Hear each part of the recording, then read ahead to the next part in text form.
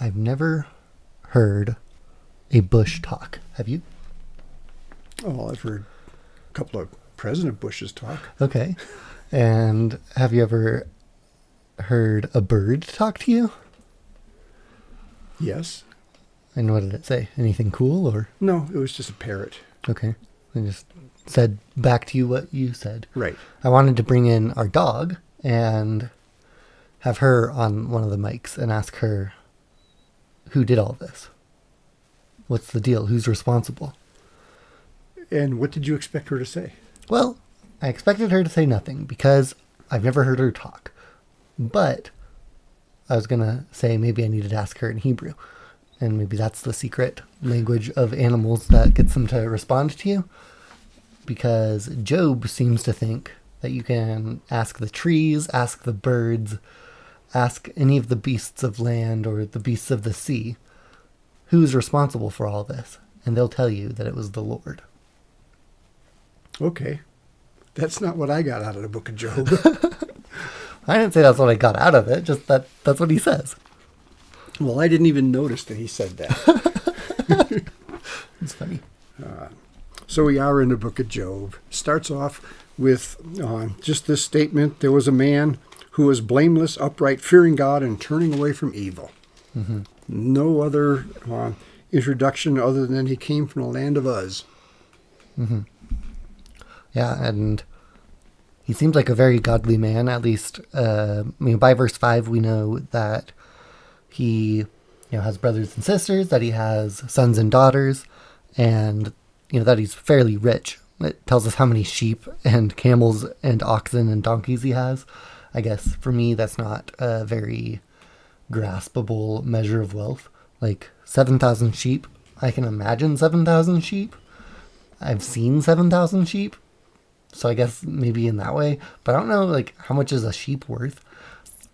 Yeah. So it seems like at least in some way he's doing okay for himself. Right. And by verse 5 we know that every day he rises early in the morning to offer sacrifices for everyone in his whole house, just in case somebody has sinned. Right. And it says, "Thus Job did continually." And we had this introduction to Job so that we can set the stage for a conference in heaven. Yeah. And this is an interesting thing because with no dating as to when this happens, and there's a bunch of theories about that. One of them being that this isn't an actual event. Uh-huh. That rather it is an ancient play, Mm-hmm. an ancient story told to bring about some kind of lesson. Mm-hmm. And what that lesson is, we hopefully will kind of discover. Yeah. And I actually prefer that as opposed to something that has actually happened in heaven, in part because when the verse 6, there was a day when the sons of God came to present themselves before the Lord, and Satan also came among them. If this is prior to creation, Uh-huh. well, it can't be if it's true. So it's after creation if it's an actual event. Right. And if it's after creation, then Satan has been cast out of heaven. Mm-hmm. And so he's not going to be going to a council in heaven. So that's why I think that this is just simply a play that is written to show us some insights. Yeah, it's a little unclear. So far, we've been reading on my Bible for 416 pages. In your Bible, I see it's 720 pages. And I have a bigger print. yeah. And so we've been reading for a while now, 36 hours, something like that. Yep. And Satan's been mentioned once, I think. Maybe twice. Yeah. David is, when he does the census near the end of his life. Is that the only other time? There's the serpent in the garden, but he's not called Satan. Correct. I think that's correct. So, that places us at the time of writing, at least after, after Second Chronicles or Right. First Chronicles, where it says David has been called by Satan to do a census, and it's a weird story where God is kind of poked fun at by Satan and provoked by Satan to let Satan do these evil things to Job. Yeah.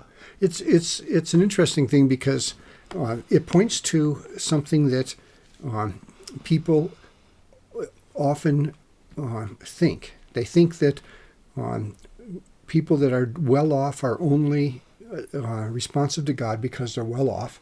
And it also points to the thought that anybody that has bad things happen to them, it's because they have offended God. Yeah. So that we have these dual thoughts, which Job basically settles and says it's not true that people are only faithful to God when things are going well, and it's not true that every time something goes bad, it's because people have been unfaithful. Yeah. If I would say that's a message of Job, that's the first message I would say comes out of the book, is that it is blatantly unfair to assume that someone who's run out of luck, as they say, is now guilty of something and God is punishing them. And it's also patently unfair to say that someone who is doing well only worships God because they're doing well. So that's the first lesson that I see from the book of Job. Yeah. Yeah, and that's this main conflict between Satan and God, right? Is Satan says, Job only worships you because things are going well. If something went wrong, wouldn't he turn away from you? And God says, go for it, try. Yep. See what happens. And Job has one absolutely terrible, horrible, miserable day. Yeah. All It right. seems like not even a day, one conversation, right? Where he is sitting there eating and drinking, or he's plowing in the field, maybe. It doesn't say, but his sons and daughters are eating and drinking. A messenger comes and says, hey, it seems like the Sabians came and killed all your servants. And while that guy's talking, another one came and said, fire fell from heaven and burned up the sheep and the serpents and consumed them. And while that guy's talking, another guy says, the Chaldeans formed 3 groups and made raids on the camels, killed all your animals. All your servants are gone. I'm the only one who left. And while he was speaking, another one came and said, your sons and daughters were eating and drinking wine at their oldest brother's house, and behold, great wind came across, blew the house down, and killed all your kids. Yeah. And Job, of course, is distressed. He tears his robe, shaves his head. He falls on the ground, and mine says he falls on the ground and worshipped. Yep, which is an incredibly faithful thing to do. In the midst of absolute crisis, he worships. And he says these great words, naked I came from my mother's womb, and naked I shall return there. The Lord gave, and the Lord has taken away. Blessed be the name of the Lord. Yeah. I thought about this, and I thought, maybe I'll break with tradition and not get buried in a suit. Yeah. Or, well, I'll get a suit, just my birthday suit. I'll have to write that into my will, otherwise it'll never happen. It won't happen. I'm willing to not get an inheritance. Okay. It says, in all this, Job did not sin or charge God with wrong. Those are the 2 options it seems like Job has. Sin or charge God with wrong. Right. And then, it happens again. Satan says, well, of course he's still worshipped you. His health is still intact. Yeah, you didn't take his health from him. And and so he takes his health. And his wife says, give it up, man. Curse God and die. Yeah, mine says that she says, do you still hold fast your integrity? Curse God and die. Yeah. And I love his response. I think it's funny. I think it's something that I want to say to my wife one day. You speak as one of the foolish women would speak. It just sounds funny. He says, shall we receive good from God and not receive evil? Let me know how it works out when you tell her wife she speaks as a foolish woman. Well, it's the same thing I tell my mom. Woman, my time has not yet come. Okay. Quoting Jesus, so. So anyway, we get to verse 11, and Job has 3 friends. Actually, there's a 4th one that comes up later. Yeah. But he has 3 friends who come, and they're going to sympathize with him. Would that they had just sympathized with him. It was, in the second lesson that I get from the book of Job is at the beginning of this. They said that they spent 7 days and 7 nights with no one speaking a word. Yeah. They just sat with him. And sometimes when people are in crisis, what they need is not someone to give advice, not someone to, tell them good things or bad things, but just to sit with them. Yeah. Yeah, I mean, it is a show. They do care about Job. Right. Definitely. At this point now, his wife and kids and family are all gone. He has nothing. Not his wife. His wife was still alive. I guess his wife is alive, but he's told her to go away, right? He said, you speak as one of the foolish women would speak. It's not something that's going to go over well. She's telling him, right, curse God and die. It seems like at this point, she's not in the story anymore. She never shows up. She doesn't show up. He gets remarried. Is my understanding of the end of the book. We'll get to the end and we'll see. I didn't recognize him being remarried, but that's neither here nor there. So from this point on, you're going to have a series of speeches. Job and then one of the 3 friends, and then Job and one of the 3 friends, and Job and one of the 3 friends. Job starts and he laments the blackness of the day. He's incredibly sad and bewildered as to why this happened to him. Yeah. And, I think as much as it's easy to blame the 3 friends and say that they did only wrong, I think a lot of what they said is actually right. And Job actually agrees with them a lot of the times. As what I read. Okay. Maybe I'm wrong, but it seems like 3:1 says, after this, Job opened his mouth and cursed the day of his birth. So Job is the one who broke the silence, not any of his friends. Right. So, if we're saying they should have just stayed quiet, Job is the one egging them on to talk. And, he laments his birth and he says, why did I have to be born? It would be better if I wasn't. If my mom was barren, it would have been better. Well, why was I not as a hidden stillborn child, as infants who never see the light? Yeah, his first discourse is bemoaning the day he was born. Yeah. And he, in chapter 4 now, Eliphaz responds.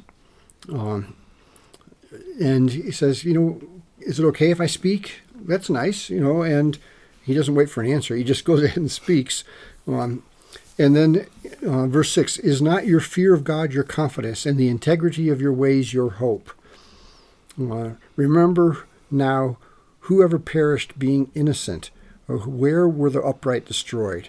According to what I have seen, those who plow iniquity and those who sow trouble harvest it. And this is the point where now Eliphaz, in my opinion, has now turned the tables and said to Job, it's your fault. These things wouldn't have happened to you if you didn't plow iniquity and sow trouble. Yeah. Not exactly what most people want to hear, as and maybe they need to hear it, but Job, we're going to find, actually didn't need to hear this because Eliphaz is wrong. You think he's wrong here? Well, it wasn't. It didn't happen to Job because of evil that he had done. Yeah, but Eliphaz, I don't think actually says that. Okay. And he says, what you said in verse 7, remember who that was innocent ever perished. Job has not perished yet. Job is maybe calling out that he wishes he had perished. Okay. But so you took this as a positive statement that because you're innocent, you're not going to perish. Yeah. Okay. And I think, these words are not necessarily soft words from Job's friends. But they're not, directly mean. And I think that often Job, in his next statement, mirrors the things that his friends say. in this place where he doesn't mirror them is, they say, well, of course, every man is full of sin. Right. And he says, not me, I'm righteous. But, he wants to encourage Job. He wants to say, look, God is going to save the needy from the sword of their mouth. The poor have hope. Injustice shuts her mouth. Things are going to be okay. Right. And Job says, no, I'm right. I should be complaining. Everything's terrible. I shouldn't have any hope. You're flipping to chapter 6? Yeah. Well, just to support what you said, in chapter 5, Eliphaz is still speaking. And behold, how happy is the man whom God approves. So do not despise the discipline of the Almighty. Which that's where I catch that Eliphaz is saying, this is God's discipline on you. And Job understands that. And he's going to respond in chapter 6. Can something tasteless be eaten without salt? And is there any taste in the white of an egg? I thought that was an interesting phrase. Interesting. Mine says in the juice of the mallow. And then it has a footnote saying we don't know what this Hebrew word means. Okay. He says, my appetite refuses to touch them. They are as food that is loathsome to me. And this book, I noticed, in the ESV at least, or at least my version of the ESV, has a lot of footnotes that say we don't know, the meaning of this Hebrew word is uncertain. I think that some of that has to do with how translation theory has progressed. And I think that newer translations, and my copy of the New American Standard is an older copy, and a lot of the newer ones have a lot more footnotes. Yeah. So I think that's actually part of my understanding of why it's believed that Job is an older story or an older book, is because there are a lot of these older Hebrew terms that just weren't used in a lot of the later texts. But that's neither here nor there.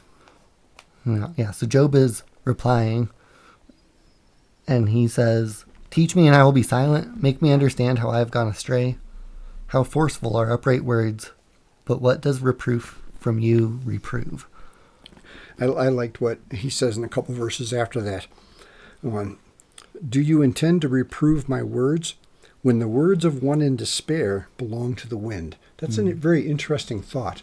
When people are really depressed, that's not the time to hold their words against them. People say things when they're sad, when they're in distress, which they would not say when they're doing well. Yeah. So Job is going to defend himself. He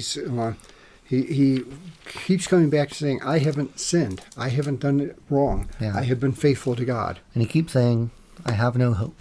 Yep. And then the shortest man in the Bible comes up. Yeah. Bildad the Shuhite. That's in chapter 8. And he's going to basically follow in the same line of thought of that has already been made. And verse 20 says, God will not reject a man of integrity, nor will he support the evildoers. He will yet fill your mouth with laughter and your lips with shouting. Those who hate you will be clothed with shame, and the tent of the wicked will be no longer. This is one of the very positive statements that Bildad says. But he overall doesn't give an uplifting statement. Yeah. Yeah, it's interesting. It's all very poetic. Right. Starting in verse 8 of chapter 8. Inquire of bygone ages and consider what the fathers have searched out. We are but of yesterday and know nothing, for our days on earth are a shadow. Will they not teach you and tell you and utter words out of their understanding? And then he has these words that are, can papyrus grow where there's no marsh? Can reeds flourish where there's no water? A flower will be cut down and wither before any other plant. Such are the paths of all who forget God. The hope of the godless shall perish.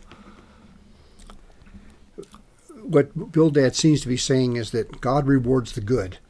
And since you're not rewarded, you must not be good. Yeah.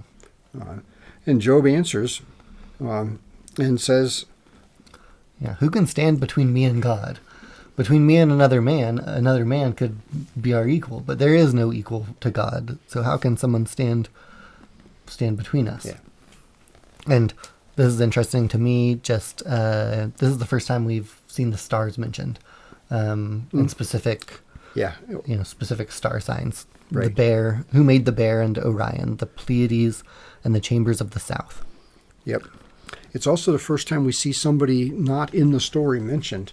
And it's going to come back up, the name's going to come up another time, and that is the helpers of Rahab. Yeah. In verse 13 of chapter 9. And we do not know who this Rahab is. Uh-huh. Of course, we only heard one of the Rahab, so it must be that Rahab. But that either gives credence to this being a play, Uh-huh. or it's referring to some other person. Yeah. So Job's making his defense, and he's sad. He is not coming out of it. Mm-hmm.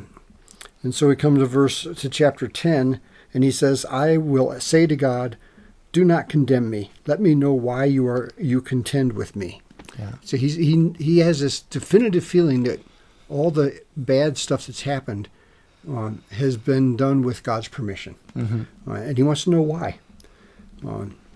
I wonder if, he's not told why, but it would be kind of interesting to hear that conversation. Yeah. Yeah, I mean, we see a later part, God does speak, and I don't know. I think, God has an answer. He says, you said you wanted to talk to me. Like, talk, say, gird up your loins and speak. But that's going to come later. Yeah, that's much later. Chapter 11, Zophar, the Naamathite, replies. And he basically says, actually, much worse should happen to you. God isn't exacting everything that he should on the evil of your ways. You should be thankful that he's, keeping you so safe from his measure. His measure is longer than the earth and broader than the sea. Yeah. And Job says, truly then you are the people, and with you wisdom will die. I'm not overly impressed with how wise you guys are. Yeah. And he says, I have understanding as well as you. I am not inferior to you. Who does not know such things as these? See, this is where I think Job is saying, yeah, I do see what you're saying. I do agree. But I also disagree. As much as you're right that God is a just God, that God builds up the righteous, I also think that my life experience isn't that. That when I'm righteous, I'm not always built up, and when I'm wicked, I'm not always torn down. That's not what Job says specifically, but this is now where he says, Ask the beasts, and they will teach you, the birds of the heaven, and they will tell you, or the bushes of the earth, and they will teach you, and the fish of the sea will declare to you. Who among all these does not know that the hand of the Lord has done this? Yeah. And then he goes on and says, wisdom is with aged men, with long life is understanding. Mm-hmm. Gray hairs are a sign of at least long life for most people, if they have hair. Yeah. So then he continues to make this, and Job in chapter 13 says, what you know, I also know. I am not inferior to you. Whatever you're saying, I've thought it through. I've considered it, and I don't buy it. Yeah. What does your verse 4 say of chapter 13? Because mine says, verse 3, but I would speak to the Almighty, and I desire to argue my case with God.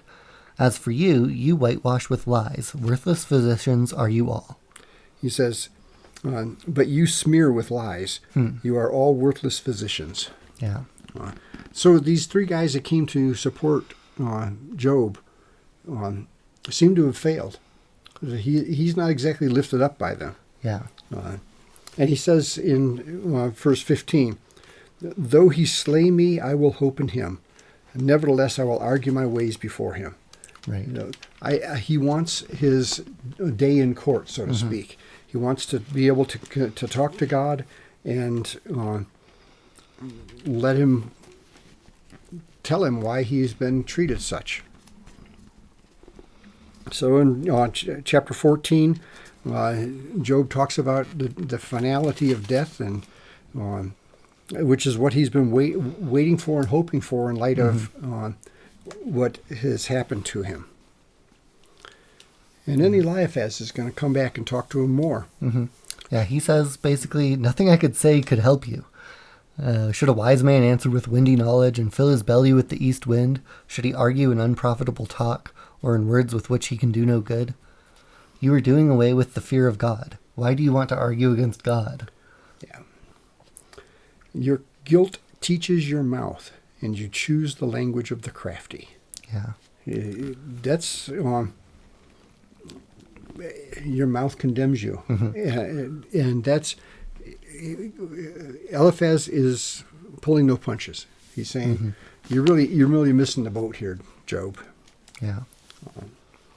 So guess what? Job's going to respond in chapter 16, and basically says that his friends are sorry comforters. Chapter 16, verse 2. I have heard many such things. Sorry comforters are you all. Mine says miserable comforters. Yeah. Is there no limit to windy words, or what plagues you that you answer? Yeah. And he says, I would say the same thing if you were in my place. I could join words together against you and shake my head at you. I could strengthen you with my mouth, and the solace of my lips would assuage your pain. Which is a contrast. Yeah. I could do that, but I would lessen your pain. Yeah, and he just, Job is just complaining more. Yep. And, he's just sad everything's going wrong, right? And, Yep. It makes sense that he wants to complain. And, my spirit is broken. My days are extinguished. The grave is ready for me. And he's ready for the grave. Yeah. And then Bildad comes back in chapter 18, and he says, why are we regarded as beasts, as stupid in your eyes? Yeah. Well, you who you tear listen? yourself in anger, shall the earth be forsaken for you, or the rock be removed out of its place? It's interesting. Bildad seems to have at least a little bit larger view. You want everything to be broken just because you're having a bad time? Yeah. You want us to be torn down too? He uses a phrase that I didn't, I've not heard before in verse 13, so I'm interested in what ESV says. His skin is devoured by disease. The firstborn of death devours his limbs. Yeah, mine says the firstborn of death consumes his limbs. Well, wonder what the firstborn of death is. It seems like, Bildad is saying that God punishes the wicked, right? He says, indeed, the light of the wicked is put out, and the flame of his fire does not shine. The light is dark in his tent, and his lamp above him is put out, and all these other things. He's cast into a net by his own feet, a trap seizes him by the heel, a rope is hidden for him in the ground, terrors frighten him on every side and chase him at his heels. His strength is famished, and calamity is ready for his stumbling. And then it consumes parts of his skin. The firstborn of death consumes his limbs. I think it's just like if death had children, his firstborn would be his strongest, right? Yeah. And so the firstborn of death is going to consume his limbs. So Job is going to respond and says, how long will you torment me and crush me with words? These 10 times you have insulted me. You are not ashamed to wrong me. Yeah. With friends like that, who needs enemies? And he says, have mercy on me, O you my friends, for the hand of God has touched me. Why do you, like God, pursue me? Why are you not satisfied with my flesh? It's an interesting comparison because now he's compared his friends to God. And, if God is, good and his steadfast love endures forever, Now he's compared his friends that way, right? Where are you reading? Have Verse mercy? 22, 22. 21 and 22. Which also he has a fun, I was wondering if this is the first use of the skin of my Yeah, teeth. I put that too. He has this fun way that he describes being in terrible pain and suffering. My bones stick to my skin and to my flesh, and I have escaped by the skin of my teeth. Yeah.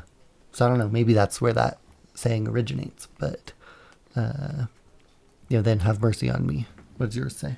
Where does it say, have mercy on me? Oh, yours says, pity me, oh you my friends, for the hand of God has struck me. Why do you persecute me as God does? Hence I couldn't find mercy. So, that's interesting. So then we're going to get back to Zophar, and guess what he's going to do? Still act like somebody who doesn't get it. So do you know this is from of old, from the establishment of men on earth, that the triumphing of the wicked is short, and the joy of the godless momentary?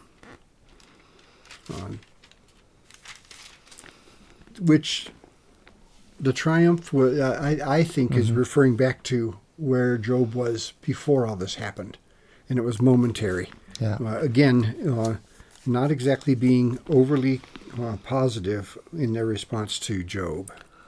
Yeah, but it's interesting because Job kind of answers saying, yeah, maybe it is temporary. Maybe it is only while we're on this earth. I've already said people live short lives. We're just a shadow. We're just a leaf in the wind. But it's so often that the wicked will prosper. You could ask anyone on the street and they'll tell you they know someone wicked who's doing well. So then we get back to Eliphaz. We're now at verse 20, chapter 22. And he says, can a vigorous man be of use to God, or a wise man be useful to himself? Is there any pleasure to the Almighty if you are righteous, or profit if you make your way perfect? Is it because of your reverence that he reproves you, that he enters into judgment against you? Is not your wickedness great, and your iniquities without end? Job, this is your fault. You deserve this. Yeah. 22. So I don't have any more comments because it's repetitive. The counselors make accusations, and Job responds and says, "No, I'm innocent. No, I'm innocent." Okay, some of the things you say seem right, but remember, I'm innocent. Yeah, I like, Job, I think here says, but I can't find it. He says, why would you hold the evil of my youth against me? Which I just thought was an interesting thing. Yeah. I don't know where that is. But then verse 6 of chapter 23, he says, would God contend with me in the greatness of his power? No, he would pay attention to me. He just has this real strong idea that God will listen to him. Yeah. That God would be willing to have this, sort of argument. He wants to argue with God about what's happened to him. And he asks, where is God? What is God doing? And 25, Bildad has this, a 6-verse chapter. Right. I was thinking maybe this contends for shortest chapter in the Bible. I didn't count words or anything. And it ends with, he's talking about how man compares to God. Yeah, how then can man be in the right before God? How can he who is born of woman be pure? Even the moon is not bright and the stars are not pure in his eyes. How much less man, that maggot, and the son of man, that worm. Yeah. Mankind is not to be compared with God. Mm-hmm.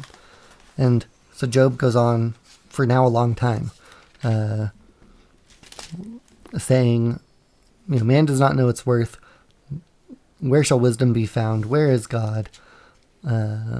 If you want to know something about God, I'll teach you something. He's mighty. He hides himself from us. Yep.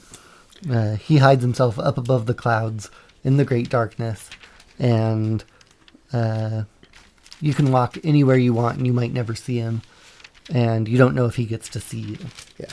And then we come to chapter 27, and Job says, "As God lives, who has taken away my right, and the Almighty who has embittered my soul, for as long as life is in me and the breath of God is in my nostrils, my lips certainly will not speak unjustly, nor will my tongue mutter deceit. Far be it from me that I should declare you right. Till I die, I will not put away my integrity from me.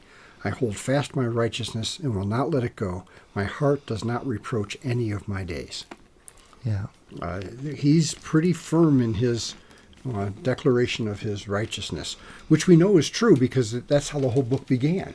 Yeah.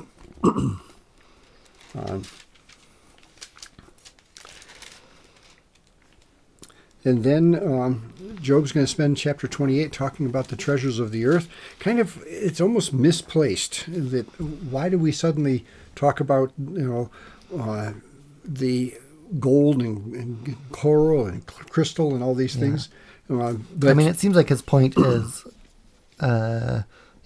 where, verse 12, where shall wisdom be found? There's a mine for silver, a place for gold. Yeah. You can find iron, you can smelt copper. Man will search to the farthest limit and find ore in gloom and deep darkness. He'll open shafts. No birds can go there. No proud beast has trod in it. And none of these fountains of wealth produce wisdom. Yeah, and then he goes back to the wisdom and understanding of God.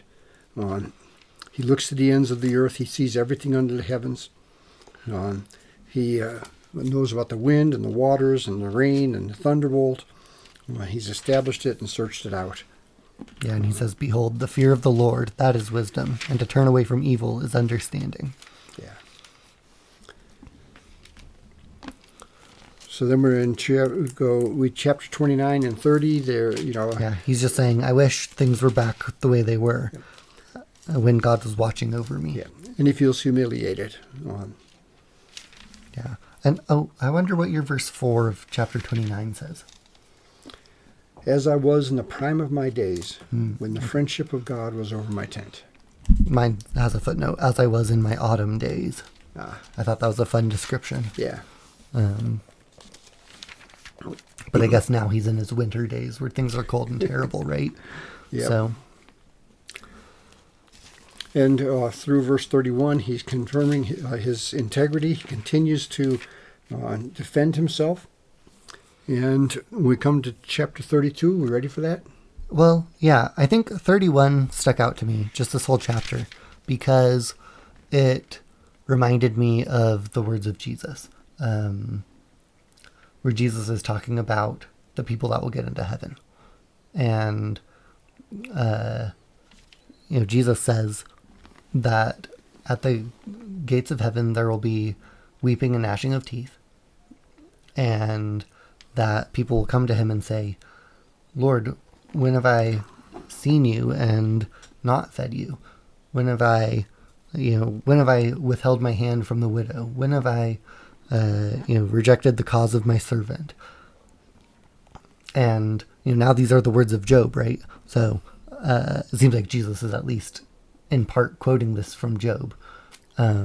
Because Job says, "These are the things I've done. I've taken care of the widows and the powerless." Yeah, he says, "I've made a covenant with my eyes. How could I gaze at a virgin? What would be my portion from God above? My heritage from the Almighty on high. Does he not see my ways and number all my steps?" And he says, "If I've walked with falsehood, let me be weighed and let God know my integrity." And then he lists off, if I've tried to steal my neighbor's wife, that would be heinous. If I was mean to my servants, then of course I couldn't stand against God. If I withheld anything from the poor, or not kept care of the widows, then of course God should be punishing me. Right. But I haven't done that. I've always taken care of the poor. Those who were fatherless, they grew up with me. I took care of them like I was their father. And, this is how it goes all the way. If my land has cried out against me and its furrows have wept together, if I've eaten its yield without payment, let thorns grow instead of wheat and foul weeds instead of barley. Yeah. And that ends the words of Job. Yep. And the beginning of chapter 32, I think I just liked it. These three men ceased to answer Job because he was righteous in his own eyes. They understand, nothing we're going to say is ever going to get to you. And even though they have some good points that are not all the way correct, right? They have some good and true things that they're saying. How can a man compare to God? All men are evil. God will punish the wicked and reward the righteous.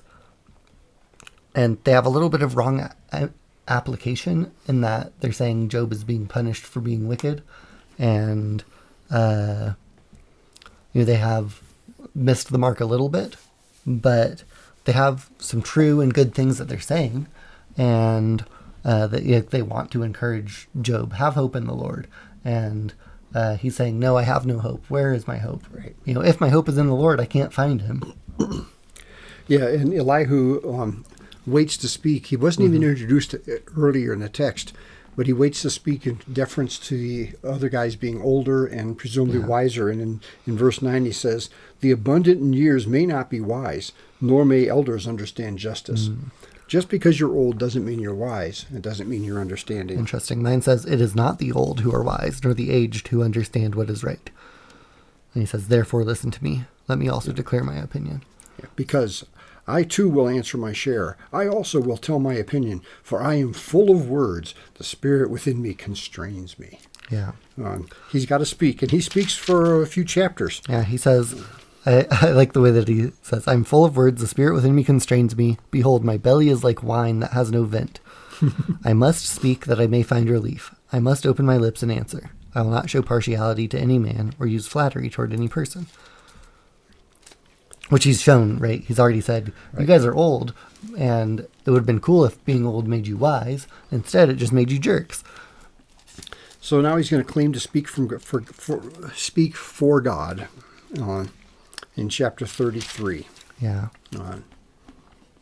He will rebuke Job and, have some of these words that are saying, if you want to contend with God, you should make sure you're definitely for sure right. You say, I am pure without transgression, I am clean, and there's no iniquity in me. You're going to say these things, but God speaks in multiple ways. Yep. So pay attention, Job. Listen to me. Keep silent. Let me speak. Then, if you have anything to say, answer me. Speak, for I desire to justify you. If not, listen to me. Keep silent, and I will teach you wisdom. Yeah. Hear my words, you wise men. Listen to me, you who know. That's chapter 34. For he pays a man according to his work and makes him find it in according to his way. Basically, he is just repeating what the other guys have said. Evildoers get punished. A little bit, yeah. But, I don't know. I think it is interesting because out of Elihu, it transitions right into the Lord speaking. Which I just find interesting. And, he says, I liked in chapter 34, if you have understanding, hear this. Listen to what I say.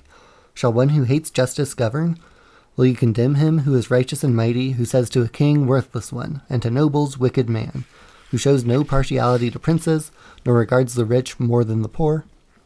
For they are all the work of his hand. In a moment they die. At midnight the people are shaken and pass away, and the mighty are taken away by no human hand. He speaks of God with such power, such greatness that, even the greatest people, even the kings, he'll call worthless.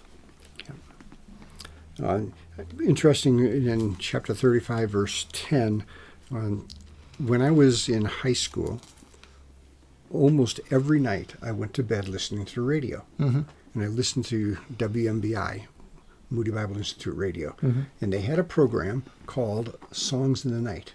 Interesting. And that, verse 10 says, "Where is God, my Maker, who gives songs in the night?" Yeah. I never knew that. When I read through this time, wow, I remember that. That's interesting. And it's also why I didn't listen to any rock music, or I listened to hymns and stuff like that. Yeah. But even to this day, I don't listen to much, very many songs. So Elihu continues to speak. He extols God's greatness. Behold, God is mighty and does not despise any. He is mighty in strength of understanding. Yeah. He does not keep the wicked alive, but gives the afflicted their right. He does not withdraw his eyes from the righteous, but with kings on the throne, he sets them forever, and they are exalted. He has a little bit of a different perspective than these other three guys. These other three guys have said, Job, you're so evil, and that's why you're wicked. Elihu seems to have this perspective that God is so great that everything seems wicked to him. Even if you've been righteous, everything is wicked. And God is so strong, and God is so present. Of course he's listening, Job. Yeah. Of course he hears you. Of course he sees you. Yep. And as you said, we have a quick segue to the Lord speaking and answering Job out of the whirlwind. Yeah.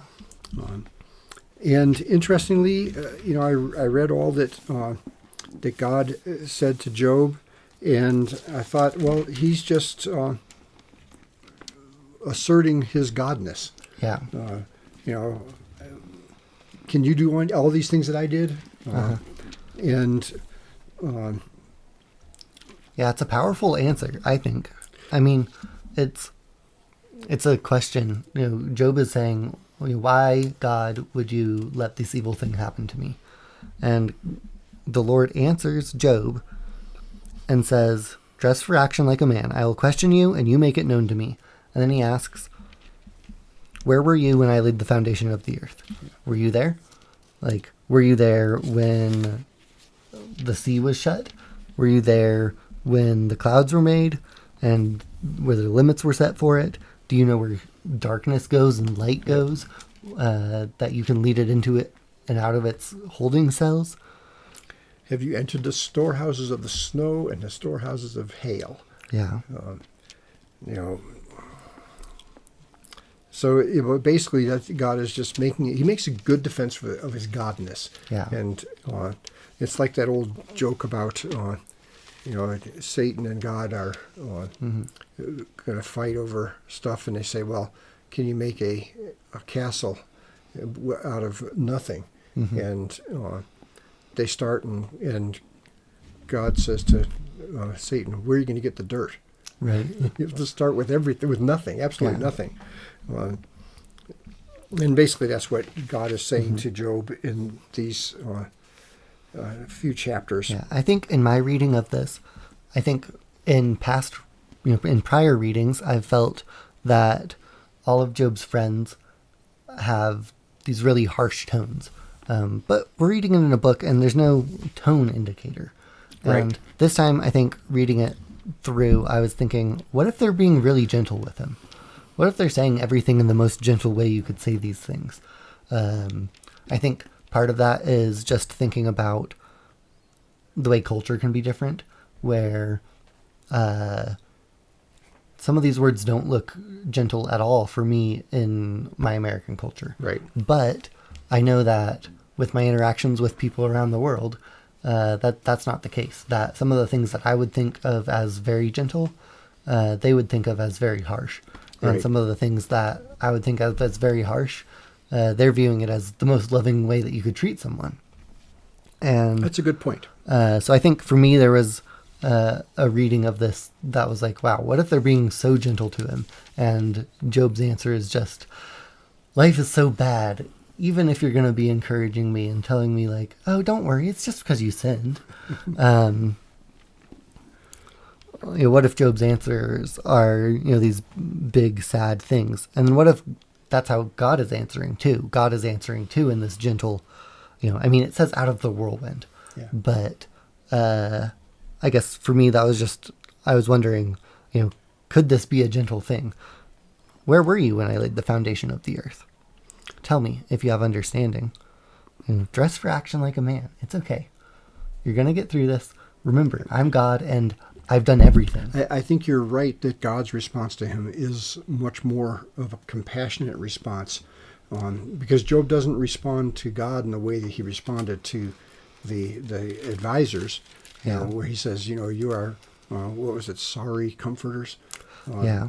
And his response to God is, behold, I am insignificant. What can I reply to you? I lay my hand on my mouth. Once I have spoken, and I will not answer, even twice, and I will add nothing more. Yeah, but I think God's answer is on par with his friend's answers. Where were you? Do you know when the mountain goats give birth? I could read it with the same angry tone. How dare you speak to me? I've done everything. Don't you know that I'm so much bigger and better and greater, and your life is so insignificant? Who even cares if all your family dies and all your sheep die? I'm in charge of everything. Yeah. So, I don't know. I think, for me, Job says, in 42, he says, he answers the Lord and he says, I know that you can do all things, and that no purpose of yours can be thwarted. Who is this that hides counsel without knowledge? Therefore I've uttered what I did not understand, things too wonderful for me, which I did not know.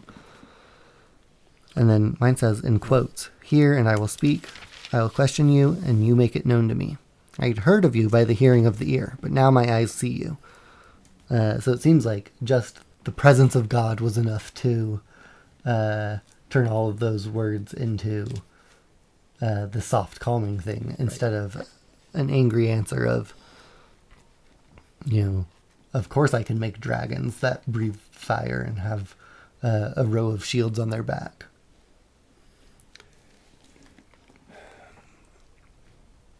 You didn't convince me. Okay. But that's okay. If we agreed on everything, one of us would be unnecessary, and that would be you. Yeah, it would be me. Mm-hmm. Yeah, it is true. In all these stories, it's the dad that lives and it's the sons who are killed. So, well, most often the sons outlive the dads. Yeah. So at the end of the book, it says that God is displeased with Job's friends.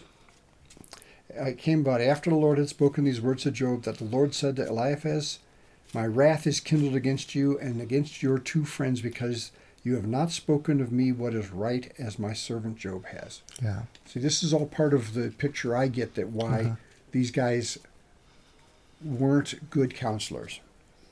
Frankly, God said they weren't. So, Well, he did not say that. He says that they have not spoken about God the right way. Okay. Which doesn't mean that they've been bad counselors. Okay. Necessarily. It's not the same way that Job's wife says, curse God and die. But I note that Job prays for them, and he's forgiving. Yeah, so in whatever way, they weren't bad enough counselors that Job's done with them and is willing to, hold them up to God's punishment. So at the end of the book, God restores Job's fortunes, and now we find out whether he has a new wife. Yeah. The Lord restored the fortunes of Job when he prayed for his friends, and the Lord increased all that Job had twofold. Then all his brothers and all his sisters and all who had been known to him came before him. They ate bread with him, his house, and they counseled him, comforted him for the Lord, for all the adversities the Lord had brought on him. And he blessed the latter days of Job, but more than his beginning. He had 7 sons, 3 daughters. Yeah, it doesn't say specifically that he got a new wife, but it does say that the Lord gave Job twice as much as he had before. And if he had 1 wife before, 2 wives. And Job died.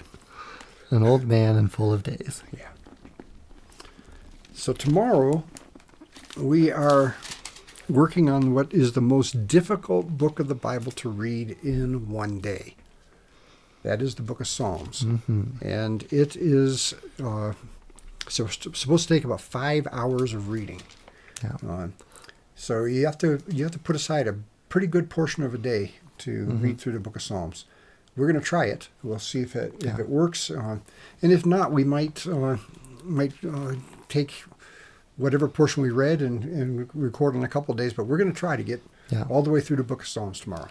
Yeah, and regardless, we're not going to read through it the same way we've been reading through all the rest of these books with, talking about every chapter, just because it's a lot, and we would go, for hours talking about it too, and while you are retired and I don't necessarily have a full-time job, it's still not super feasible to spend 10 hours doing this, or 9 hours, or however long it would take to record. So yeah, we're talking about committing a minimum of 6 hours to this task for tomorrow.